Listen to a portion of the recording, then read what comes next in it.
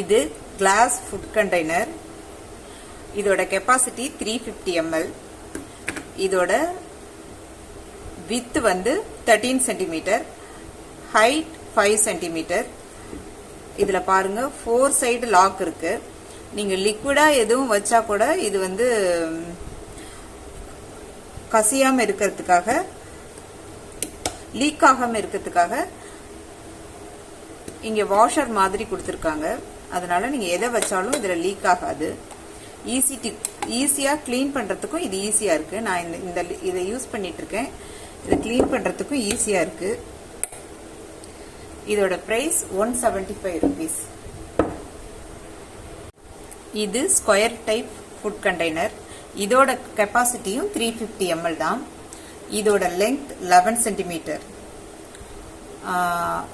இதோட with 11 centimetre, length வந்து 5 centimetre. இதுவும் 350 ml கெப்பாசிட்டி தான். இதுலயும் லீக் ஆகாம இருக்கிறதுக்காக இதுவும் ஃபுட் கண்டெய்னர் தான். இதுவும் லீக் ஆகாம இருக்கிறதுக்காக இங்க வாஷர் கொடுத்திருக்காங்க.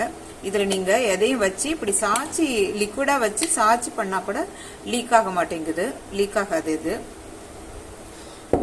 இதோட பிரைஸ் 175 rupees.